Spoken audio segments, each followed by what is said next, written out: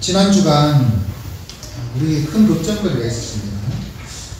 대전 충청 지역에 이 코로나19 확진자가 계속해서 생겨나고 있다는 것이죠. 확산되고 있다는 것이죠. 언제쯤 이게 안전할 수 있을까라고 하는 것은 걱정이 됩니다. 그런데 이것보다 더 크게 또 전 세계적으로 크게 보도된 사건이 있었습니다. 그것은 바로 19일에 북한이 남북 연락사무소를 폭파한 것입니다. 그것 때문에 남북 간의 관계가 다시 한번 긴장으로 경색되고 있는 그런 모습들을 보여주고 있습니다. 특별히 이번 주간이 6.25가 있지 않습니까? 6.25가 일어난 지 70주년을 맞이하는 이때 아직도 이 평화가 아니라 휴전 상태죠. 전쟁이 잠시 쉬고 있는 그런 상태인 것입니다. 그것이 너무나도 가슴 아픕니다. 빨리 이러한 전쟁의 위기 또는 긴장이 사라지고 좀 평화로운 통일의 그런 뒤틀이 마련되기를 원합니다. 이것과 함께 또 한 가지 뉴스가 있었는데요. 6.25 때 납북되었던 사람들의 가족들이 김정은을 대상으로 소송을 제기했다는 것이죠. 김정은이 이 소송에 눈 하나 깜짝하겠습니까만은 그렇게 소송을 제기한 것을 통해서 이 납북자 가족들이 좀 위로를 받고 또 그동안 70년 동안 힘들었던 그 마음이 좀 상처가 덜해지기를 바랍니다. 이렇게 큰 피해가 있고 또한 힘든 상황들이 있었는데요. 하지만 그럼에도 불구하고 위로의 길들이 있을 것이라는 것입니다. 6.25 전쟁 70주년이지만 이 연락사무소가 폭파된 후로 다시 예전 같은 냉전 같은 그런 흘러가는 것 같지만 언젠가는 하나님께서 회복해 주실 것이라고 믿습니다. 70년 동안 힘들게 살아왔던 납북자 가족들이 이번 일을 통해서 마음의 위안이 되기를 원합니다. 오늘 본문은 마치 하나님의 저주를 받은 것과 같은 사람들이 은혜를 읽을 수 있는 기회가 있음을 보여주는 것입니다.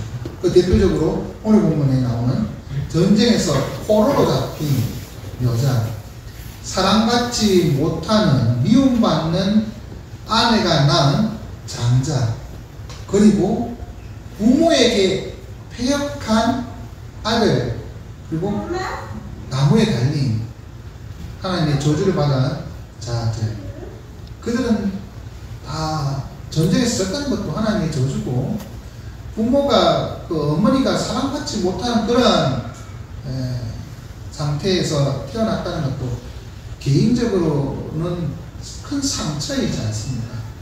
나에게 왜 이런 일이 이렇게 생각할 수 있는 그 힘든 상황, 저주 같은 느껴지는 그런 상황들을 그 상황 가운데 하나님께서 그럼에도 불구하고 은혜를 베풀어 주신다는 것입니다. 이것을 통해서 우리에게 주신 은혜를 다시 한번 되새겨보고 감사하는 시간이 되기를 원합니다. 먼저 전쟁 중에 포로로 잡힌 여인에 관한 내용입니다. 고대나 오늘날이나 전쟁에서의 최고의 피해자는 군인이 아닙니다. 최고의 피해자는 여성인 것이죠. 여성들은 약탈의 대상, 그리고 성범죄의 대상이 되기 때문이시죠. 고대 근동 시대에도 마찬가지였습니다. 전쟁을 해서 사로잡은 사람들은 포로가 되면 이것은 특별히 고대 근동 그 시대에는 사로잡은 자를 노예로 삼고 사고 팔았습니다. 그러한 가운데 남자들은 일꾼으로 또는 여자들은 또 자유적으로 이렇게 싸고 팔 수 있는 그런 중요한 재물이 되었다는 것이죠. 이스라엘이라고 별반 다르지 않습니다. 사로잡은 사람은 노예로 부렸어요. 사로잡은 사람을 노예로 부릴 때, 그런데 그 중에 아름다운 여인을 보고 마음에 들어하는 그러한 사람이 있을 수 있다는 거죠. 고대나 지금이나 전쟁하면 젊은이들이 전쟁터에 나가지 않습니까? 그런 젊은이의 그 눈에 아름다운 여인이 보일 수가 있습니다. 그래서 그를 아내로 삼고자 하는 그런 마음이 생긴다는 것이죠. 이것은 무엇을 전제로 하고 있을까요? 일반적으로 전쟁에서 그렇게 여자를 사로잡으면 아내로 삼지 않습니다. 그냥 놀잇감이죠. 위안부 같이 그렇게 강제로 취하고 버립니다. 강간인 것이죠. 전쟁 범죄의 가장 큰 요소가 이러한 성범죄이지 않습니까? 그런데 아내로 삼는다라고 하는 것은 무엇을 전제로 하고 있을까요? 이스라엘 군대는 강간하는 것이 허용되지 않는다라고 하는 것이 전제가 되어 있다는 것이죠. 강간한다면 아내로 삼고자 하는 것이 아니라 그냥 데리고 살다가 그렇게 즐기다가 자기 혼자 하다가 버리는 그런 것이죠. 죽이기도 하고 그런 일반적인 그러한 전쟁의 역사들을 우리는 보지 않습니다. 하지만 이스라엘은 그러한 강간을 허용하지 않는다는 것이 전제로 깔려 있습니다. 이스라엘 하나님의 군대라고 하는데 그런 군대가 힘없는 이 여자를 강간한다면 하나님께 영광이 되겠습니까? 그래서 강간하지 않음을 기본 전제로 하고 있습니다. 대신 포로를 아내로 삼을 수 있다는 것이죠. 그럼 보통 일반적인 결혼에는 지창금 제도가 있습니다. 이스라엘은 처가가 될 곳에 막대한 금액의 돈을 내고 아내를 데리고 오는 것입니다. 이것이 뭐 마치 그 물건 거래하는 것처럼 느껴지기도 하겠지만 하여튼 그런 제도가 있는 것입니다. 고이 키운 딸을 자신이 데려가니까 그에 대한 지창금 제도가 있습니다. 그 지창금이 부담이 됩니다. 야곱이 라헬을 아내로 삼기 위해서 7년간 일하지 않습니까? 그 아내의 값이 7년치 연봉에 해당한다는 것이죠. 그런데 일어나 보니까 라헬이 아니라 레아가 있어요.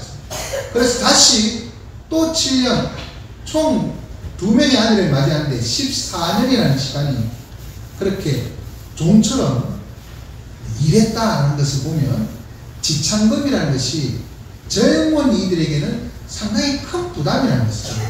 그런데 전쟁 포로는 뭐가 없습니까? 지창금이 필요가 없는 것이죠. 전쟁 포로니까 내가 마음대로 할 수 있는 것입니다.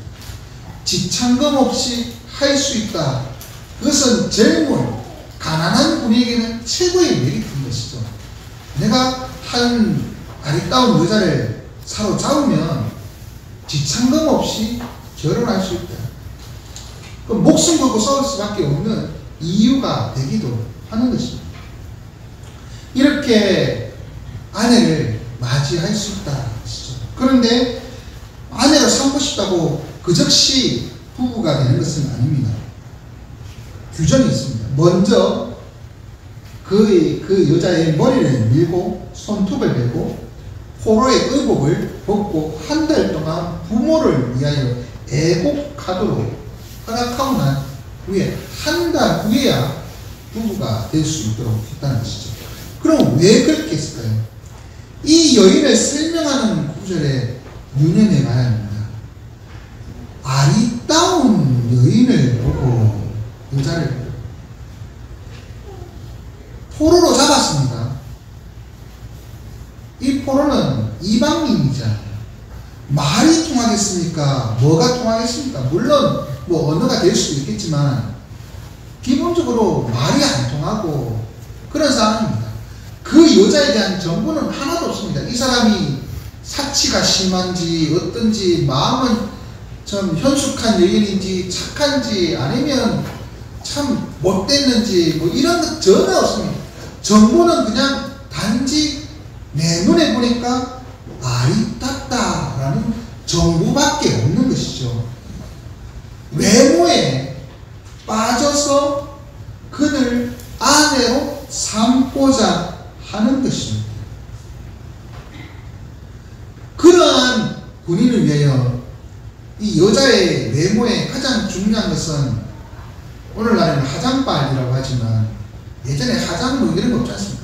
머리카락 이렇게 길고 예쁘고 이렇게 잘 말고 뭐 이러면 예뻐 보이잖아요. 그 예쁜 그 화장빨 같은 역할을 할 수 있는 여인의 미모에 가장 중요한 머리카락을 싹 밀어버리는 것이죠. 비구니처럼 뭐 만들어버리는 것이죠. 그러면 미모가 한풀 꺾입니다. 예쁘게 다듬었던 손톱도 뭉뚱뭉뚱 깎아버립니다. 그리고 젊은이들에게 가장 호기심이 되는 것은 다른 민족에 대한 호기심 아닙니까? 그 사람 입고 있던 의복, 자신이 이때까지 보아왔던 동네에서 입었던 의복이 아니라 다른 나라의 의복들, 그런데 그 의복이 입은 채로 포로로 잡혔습니다. 포로의 의복이라는 것은 뭐 제수복같이 따로 입힌 것이 아니라 잡힐 때 입었던 옷이라는 뜻입니다. 귀족이라면 화려한 옷을 입고 있을 것이고 또한 예쁜 옷을 입고 있을 가능성이 크죠. 그리고 또 다른 민족에게 대한 그런 그 호기심들이 모든 사람들이 있지 않습니까? 그런 것을 보면서 매료되고 매력을 느낄 수 있다는 것이죠. 그런데 그 옷을 벗기고 평상시 입을 옷입니다. 가난한 집에 있는 군인이라면 그 집에서 입을 만한 누더기 같은 옷을 입게 하는 것이죠. 그러면 머리털도 딱 깎였다가 이제 마치 비구니 성녀같이 그런 옷을 딱 입으면 예쁘던 아리따던 여인이 달라 보일 수가 있습니다. 그것을 언제 한 달 동안 그렇게 지켜보는 것이죠. 그러면 예쁜 것 같았는데 화장 지우고 나니까 별로더라 뭐 이렇게 생각되는 것처럼 머리 깎고 나고 뭐 옷 벗고 평상시 옷을 입으니까 별로더라 그런 마음이 들면 혼인을 하지 않겠다는 생각이 들 수도 있습니다. 왜 중요하냐면 이스라엘은 언약 공동체이기 때문에 이방인이 함부로 언약 공동체 안에 들어오기는 쉽지 않은 것입니다. 그런데 그 이방인을 언약 공동체 안에 들이는데 조건이 뭐냐면 아리따운 여인이기 때문에 내 눈에 좋기 때문에 그렇게 우리 가족으로 받아들인다 라고 하는 것을 방지하기 위하여 한 달 동안 보기 흉한 모습이라고 할까요? 아니면 미모가 깎인 모습으로 그렇게 보여준 것입니다. 볼품없는 외모로. 그런데 그 모습을 보고도 사랑하는 마음이 있으면 한 달 동안 이 여인이 참으로 착한 여인이다. 내면에 아름다움이 있구나. 그렇게 생각하면 한 달 후에 또 결혼하고자 하면 그렇게 결혼이 되는 것입니다. 정식 부부가 되는 것입니다. 외모에 현혹되어서 이스라엘 언약 공동체가 이방으로 물들지 않게 하려는 의도인 것이죠. 그럼 왜 굳이 한 달일까? 그만큼 한 달 정도면 많은 것을 알 수 있습니다. 근데 왜 부모를 왜곡하고 그 다음에 이제 데리고 그럴까요? 부모와는 이제 결별한다는 것이죠. 한 달 동안 과거에 믿었던 신, 그 부모의 인하권에서 이제는 그들과 결별하고 이제는 새로운 이 하나님의 백성으로 들어가겠다라고 하는 그 결심의 기간들을 주는 것입니다. 이 한 달이 지나고 결혼하게 되면 그는 신분이 바뀝니다. 그 전까지는 종 노예였습니다만 이제는 군인의 아내가 되는 것입니다.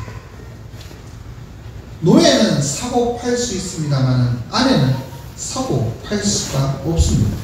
노예가 아니기 때문에 그렇죠. 그런데 14년인 것처럼 그렇게 결혼해서 아내를 삼았는데 또 한 달, 두 달 지나보니까 이런 아침에 일어나는데 세수도 안 하고 눈곱이 땀을 끼고 뭐 이런 거 보고 뭐 머리 냄새도 나고 뭐 이런 거 있지 않습니까? 단점만이 계속 보일 수 있습니다. 예, 신혼이 달콤함이 이렇게 지나가면 이 단점도 보이고 말이 안 통하면 답답할 속이 너무너무 답답해서 힘들 수도 있습니다. 그럴 때 도저히 못 살겠다. 예, 그 당시에는 남자가 힘이 있지 않습니까? 쫓아내야겠다 라고 할 때 이 사람은 노예가 아니기 때문에 사고 팔아서는 안 된다라는 것입니다. 이스라엘 부부 간의 관계에서 이렇게 여자를 쫓아내고 이혼할 때는 그건 다 남자의 완악함 때문입니다. 남자의 못된 심성 때문이지.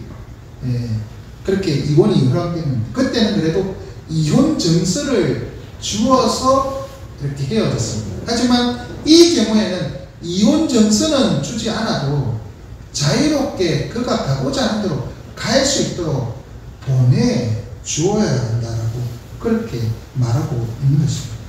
왜냐하면 그녀를 욕보였기 때문이라. 이건 무엇을 얘기할까요? 그냥 이방 여인의 아리따움 외된다. 그는 언약 공동체 안에 들어온 언약 백성이기 때문에 그에게 자유를 줘야 한다는 것입니다. 이혼해서 자유롭게 살 수 있도록 길이 열리는 것입니다. 결국 이 규정은 무엇입니까? 포로로 사고 팔리는 노예, 욕보일 그러한 위기에 처해 있는 그 여인이 자유롭게 될 수 있는 기회 또는 언약 백성이 되는 그 기회를 하나님께서 열어주신 것입니다. 전쟁에서 포로가 되었다는 것은 하나님께서 그렇게 하게 하신 것입니다. 하나님의 저주를 받았다 한 말이 그렇게 할 수 있는 것이죠. 전쟁에 진 것 자체가. 그러한 전쟁에 진 포로라도 힘없는 여인이라도 하나님의 백성이 될 수 있음을 보여주는 그러한 규정이라 하는 것입니다. 그런데 이 여인은 자기가 내가 저 군인의 아내가 되고 싶어요. 군인 양반 나를 아내로 삼아주세요. 이런 게 아니에요. 그냥 군인이 그 사람을 보고 내 아내로 삼겠다. 군인의 선택인 것이죠. 여자는 선택권이 없었습니다. 하나님의 은혜로 주의 백성이 된 지형가족 여러분, 세상과 고탐에 살던 우리가 하나님의 은혜로 하나님의 그리스도의 신부가 되었음을 기억하십시오. 내가 원해서 된 것이 아니라 하나님이 나를 신부로 삼겠다, 아내로 삼겠다, 그렇게 택하셔서 불러오셔서 하나님의 자녀가 된 것입니다. 하나님의 그리스도의 신부가 된 것입니다. 그러니 우리가 예전에 그러한 사랑했던 모든 것들, 세상에서 뽐내었던 모든 것들, 머리카락, 손톱, 의복 이런 것들은 다 제거해버리고 세상의 문화들을 즐거워했던 그 문화들 그 다 없애버리고 그 속에 애곡한다는 것은 이제 그것과는 작별한다는 거죠. 이제는 나는 그리스도의 신부다. 하나님의 백성이다. 그 의식으로 그 마음으로 살아가는 우리들이 되기 바랍니다. 그렇게 될 가능성이 없는 우리들이 하나님 은혜로 그리스도의 신부가 되었다는 것을 생각하면 그 여자는 그 남편을 진짜 사랑할 수밖에 없는 것입니다. 그와 함께 저주를 받은 같은 삶을 사는 사람이 있습니다. 부류가 있습니다. 그것은 바로 사랑받지 못한 아내가 낳은 장자입니다. 15절에 보면 두 아내를 두었는데 라고 말하지 않습니까? 본래 일부 일체제를 그 성경에서는 말하고 있습니다. 그런데 일부 다처의 경우가 종종 생길 수 있다는 것이죠. 일부 다처의 상황에 처해졌을 때 어떻게 할까? 일부 다처의 경우는 뭐 능력이 많아서 이렇게 돈이 많거나 부자이기 때문에, 또는 이 야곱처럼 자신은 라헬만 원했는데 그 장인 네 사람이 레아까지 딸려가지고 거기에다가 두 명이 몸종까지 이렇게 붙여가지고 이렇게 해가지고 어쩔 수 없이 4명의 부인이 생기는 경우들, 종종 이런 뭐 여러 가지 예기치 못한 상황이 생길 수가 있습니다. 그런데 앞서서 포로된 여인을 아내로 삼는 규정이 있는 것을, 그것과 뒤에 이렇게 이어지는 것을 보면 혼인한 상태의 군인이 포로된 여자를 또 아내로 삼을 수 있다는 것을 암시하고 있는 것으로 보입니다. 그럴 경우에 아리따운 여인이었지 않습니까? 그러면 이제 집에 고국에 있는 본처는 이제 생각이 안 납니다. 이렇게 사로잡아서 이런 아내가 된 사람이 더 좋아 보일 수 있습니다. 눈에 콩깍지가 끼었으니 한동안 그렇게 될 수 있다는 것이죠. 본처에게 신경 쓰지 못하는 것이죠. 뭐 2명 다 사랑하면 되지 라고 생각하는데, 우리가 흔히 자녀들을 10손가락 깨물어 안 아픈 손가락 없다라고 말하지만 그 10손가락 가운데 반지 끼고 싶은 손가락은 따로 있잖아요. 그처럼 뭐 아내를 다 사랑한다고 말은 하겠지만 더 사랑하는 경우가 있습니다. 그래서 그런 경우 사랑하고, 또 다른 경우는 미워하는, 미움받는 이라고 이렇게 표현하고 있습니다. 그러한 둘 다 사랑할 수는 없다는 것이죠. 문제는 사랑받지 못하는 아내가 아들을 낳았을 때 그 아들이 둘째거나 셋째거나 이렇게 다음이 손으면 뭐 상관없습니다. 어차피 자녀들에게는 똑같이 목이 나갈 때는. 그런데 장자일 경우에 문제가 생기는 거죠. 사랑받지 못한 아내가 낳는 아들은 아버지의 사랑을 받지 못하고 자랄 가능성이 큽니다. 자연스럽게 사랑하는 여인이 아들에게 더 관심을 가질 수밖에 없는 것이죠. 인간이기 때문에. 그리고 그 사랑받는 여인은 일반적으로 여우짓이라고 하잖아요. 여우짓에서 아양을 떨어가지고 어떻게든 자기의 아들이 더 사랑을 받도록 합니다. 특별히 뭐 왕자 같은 경우에는 뭐 이렇게 아양을 떨어서 자기 아들이 장자가 아님에도 불구하고 왕이 되도록 로비한다든지 이런 경우 역사적으로 우리나라도 많았지 않습니까? 그런 상황에 사랑받지 못한 아내가 낳은 장자는 참 불쌍한 사람입니다. 그런데 이 장자가 왜 중요할까요? 장자는 한 가문을 대표하는 그 족장 같은 역할을 합니다. 그에게는 결정권이 있습니다. 가문에 대한 결정권이 있습니다. 그리고 실제적으로는 그는 다른 형제보다 2배의 몫을 맡는다는 것이죠. 아들이 한 3명, 4명 있으면, 4명 있다고 하면 재산을 5등분해서 장자에게는 2를 주고 나머지에게 1 이렇게 나눠주는 것입니다. 그만큼 장자에게는 2배의 몫을 주는 것입니다. 그런데 재산이 더 많아진다, 이것이 중요한 것이 아니라 아버지의 축복을 받는다는 것이 중요합니다. 아버지의 축복은 하나님의 축복과 상통하기 때문이죠. 특별히 언약 공동체인 이스라엘이 된 이유를 생각해 보십시오. 야곱이 형 에서가 받아야 할 장자의 축복을 팥죽 하나로 사고 난 후에 아버지를 속여서 장자의 축복을 받지 않습니다. 그 결과 지금 이스라엘이 된 것입니다. 그러니 장자가 받는 축복이 대단하다는 것을 이스라엘 백성들은 다 알고 있는 것입니다. 그러므로 장자는 이 장자권을 중요하게 여겨야 했고, 나머지 동생들도 그것을 인정해야만 했습니다. 그런데 인정 못하는 사람은 사랑받는 여인, 그 여인이 자기 아들이 장자가 되기 원하는 것이죠. 그래서 로비하는 것입니다. 그런데 그렇게 해서는 안 된다는 것이죠. 왜 그럴까요? 장자권을 아버지가 마음대로 정할 수 있다면 그 처음 태어나는 것에 대한 의미가 퇴색됩니다. 장자라는 의미가 퇴색되는 것입니다.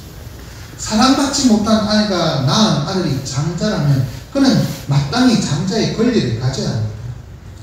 만약 인간이 아버지의 의지대로 자신이 사랑하는 그 척도대로 장자를 세운다면 이 자녀들은 서로 반목하게 되어 있습니다. 갈등하게 되어 있습니다.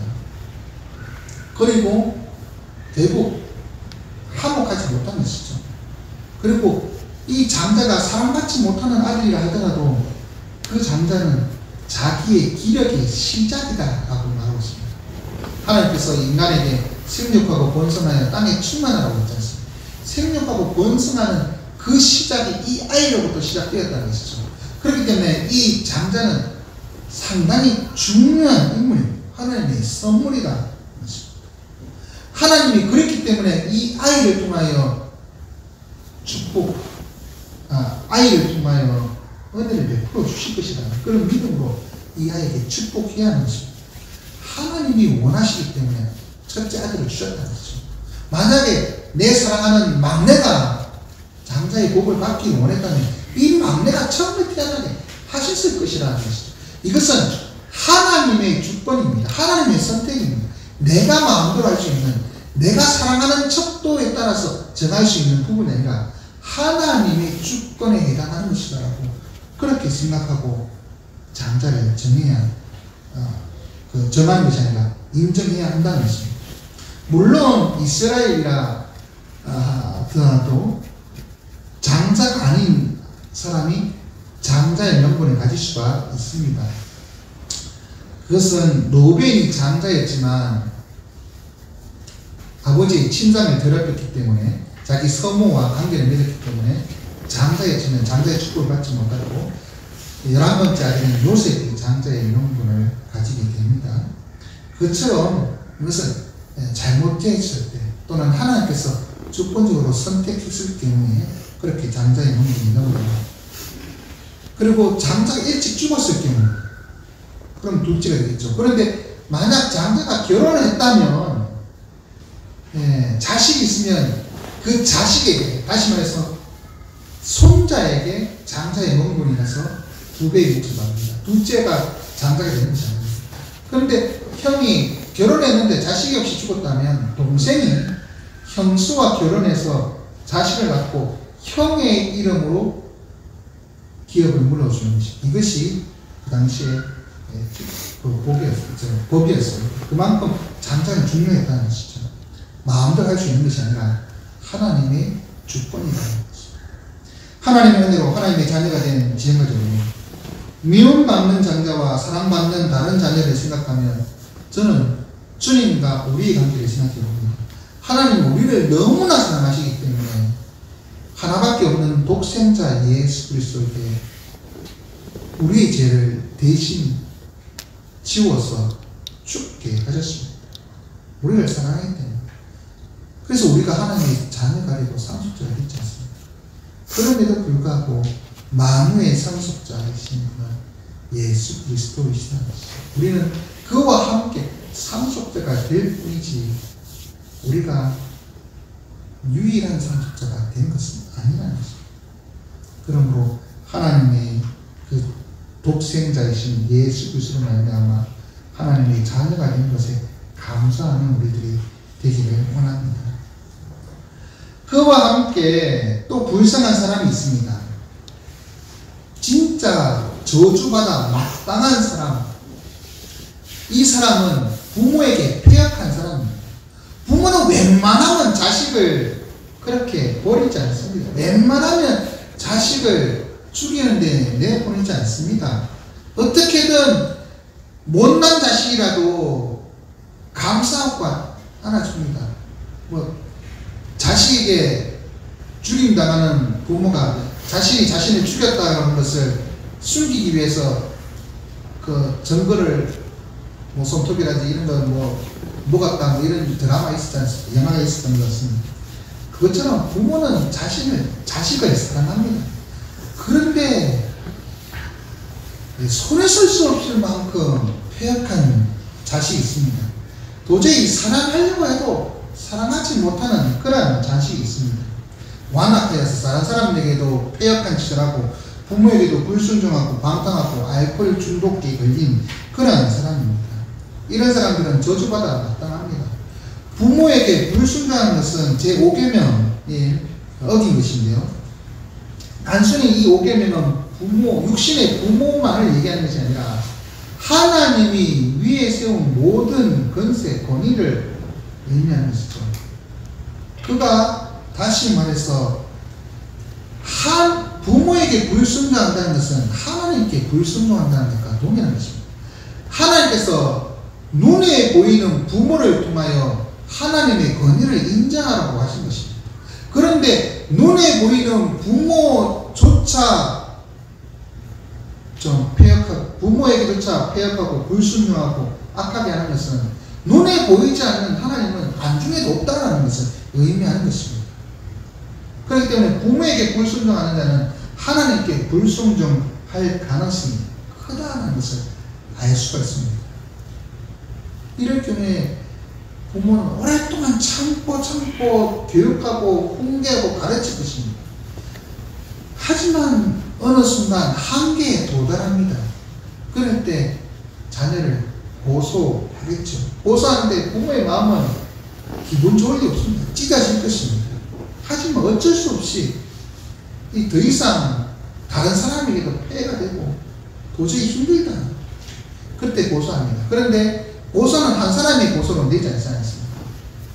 부모가 고소하는 것입니다. 다시 말해서 아버지는 열받아가지고 내가 저는 고소해야겠는데 어머니가 참으세요 하면 이건 고소가 안 되는 것입니다. 어머니도 도저히 못 참겠습니다. 같이 고소합시다 할 경우에는 이 사건이 되는 것이죠. 장로들에게 부모 두 사람이 가서 고소를 하는 것입니다. 그럴 경우에 이 사건은 보통 사건이 아닙니다. 사랑의 대명사인 부모가 자녀를 고소했다, 포기했다는 것이죠. 그만큼 이 자녀는 중죄라는 것입니다. 이 재판의 결과는 무조건 죽음입니다. 사형이라는 것이죠. 얼마나 중죄냐면 돌로 쳐 죽입니다. 이 돌로 쳐 죽이는 처형 방법은 보통 때 쓰는 것이 아니라 우상 숭배하자라고 얘기하는 사람들, 그리고 신성 모독하는 사람들, 다시 말해서 하나님께 범죄한 자들에게 돌로 쳐 죽입니다. 근데 부모에게 거역하고 부모에게 패역한 자들은 하나님께 패역한 자와 동일한 취급으로 돌로 쳐 죽인다는 것입니다. 그만큼 중죄라는 것이죠. 부모는 그 처형, 이 결과는 무조건 사형이라는 것을 알고 있지만 도저히 안 되겠다 싶을 때 고소하는 것입니다. 그래서 부모가 고소하는 경우가 과연 이스라엘 그 전체 역사 가운데 얼마가 되었는지는 모르겠습니다만 그만큼 규정이 있다는 것은 부모에게 패역한 자들은 언제나 있어 왔다는 것을 알 수 있습니다. 그럼에도 불구하고 한 사람이 아니라 두 사람이 부모에게 그렇게 고소로 되었다는 것이죠. 이것을 통해서 이스라엘은 악을 제하고 하나님을 두려워하고 하나님의 권위를 인정하게 만드는 것입니다. 부모의 말에도 순종하게 하는 것입니다. 저주받은 자입니다. 하지만 이것은 뭡니까? 오래 참고 부모가 두 사람 다 할 수 있을 만큼 한 사람이라도 반대하면 안 될 만큼 오래 참고 참는 하나님의 마음을 보여주는 것입니다. 그럼에도 불구하고 안 된다 싶을 때 하나님께서 손을 쓴다는 것이죠. 그와 함께 이렇게 돌로 쳐 죽이는 것은 뭐 그렇게 양반입니다만 그 외에 또 다른 처형 방법이 있습니다. 교수형이죠. 나무에 매달아 죽이는 방법입니다. 나무에 매다는 것은 다른 사람들에게 구경시킨다는 것이죠. 돌로 쳐 죽이면 돌이 쌓여서 무덤이 됩니다만 이것은 그냥 다른 사람들이 지켜보는, 그래서 오랫동안 놔두겠다라는 의미입니다. 그래서 죄를 짓지 말아야지 라고 하는 경각심을 불러일으키는 것이 교수형입니다. 그런데 이 교수형을 밤새도록 두지 말라는 것이죠. 그렇게 경각심을 이렇게 쓰면 몇 시간 만에 다시 이제 끌어내려서 묻어주라 얘기는 있는 것입니다. 왜 그럴까요? 이 매달 오면 새들이 와서 이 시체를 쪼아 먹습니다. 그러다 보면 만약에 이 끈이 떨어지면 들짐승이 와서 이 시체를 먹습니다. 그렇게 되면 땅이 이 사람 때문에, 이 시체 때문에 부정해진다는 거죠. 왜? 나무에 달린 자마다 하나님의 저주를 받았다 하는데, 다시 말해서 저주받은 자의 피로 땅이 더러워지기 때문에 땅을 보호하기 위한 묘사라고 말하고 있습니다.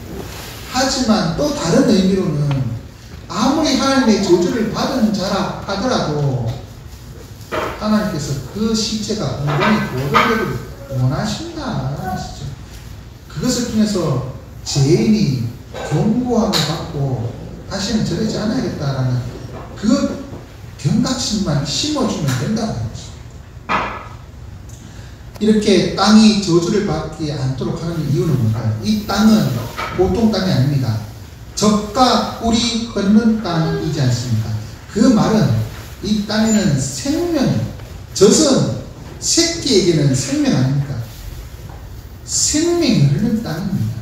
그런데 하나님의 저주를 받아 죽은 부정한 그 사람의 피가 땅에 젖힌다면 생명의 땅이 부정해지는 것입니다.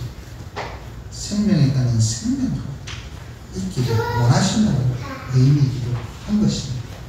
그래서 이것을 통하여 죄인에 대한 하나님의 긍휼, 마지막은 그래도 시체가 온전히 보존되기 원한다는 것, 그리고 죄에 대해 하나님이 심판하신다는 것을 보여주는 하나님의 공의와 함께 이 땅을 향한 하나님의 사랑을 보여주고 있다는 것입니다. 하나님의 사랑하심을 받고 또한 하나님께 순종하는 지은가족들이니 여러분은 육신의 부모에게 순종하고 있습니까? 육신의 부모에게 불순종하는 것이 중죄라고 하는데 하나님의 말씀에 불순종하면 어떻게 되겠습니까? 그건 더 큰 죄이지 않겠습니까?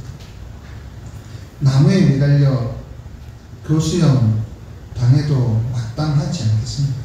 하지만 우리가 하나님의 저주를 받아 나무에 매달려야 하지만 우리 대신 나무 십자가에 매달려 죽임 당하신 주님이 있습니다. 주님으로 말미암아 부정했던 우리는 새 생명을 얻게 되었습니다. 그 사랑을 기억하고 이제는 하나님 말씀에 순종하는 주의 자녀들이 되어야 할 것입니다. 이제 말씀 듣겠습니다. 우리의 눈은 아리따움을 봅니다. 우리의 삶은 그런데 순종하기보다는 하나님께 걱정 끼쳐드리기도 합니다. 다시 말해서 우리의 눈과 삶이 하나님이 아닌 철저히 나의 중심적으로 흘러간다는 것이죠. 그럼에도 불구하고 하나님은 우리를 사랑하십니다. 보잘것없는 우리를 사랑하셔서 택하시고 그리고 오래 참으시고 기다리시고 독생자 예수 그리스도를 통하여 대신 희생시키시고 우리를 살려주셨습니다. 하나님 나라의 상속자로 만들어 주셨습니다. 우리가 받아야 할 그 저주의 짐을 대신 짊어지신 주님 덕분에 우리는 죽음의 저주에서 벗어나 새 생명의 그 은혜를 잊게 된 것입니다. 그러니 저주받던 삶 같은 그런 느낌이 들더라도 이 땅에서 왜 이렇게 나만 힘들까? 왜 나에게는 이런 어려움이 있을까? 그러한 생각이 들 때라도 하나님이 그래도 나를 사랑하시고 나에게 은혜를 베풀어 주신다. 나에게 긍휼을 베풀어 주신다. 무너져도 솟아날 구멍이 있다는 것입니다. 그러한 믿음, 하나님 함께 하신다는 그 믿음으로 살아가는 저희 백성들 되시기 바랍니다.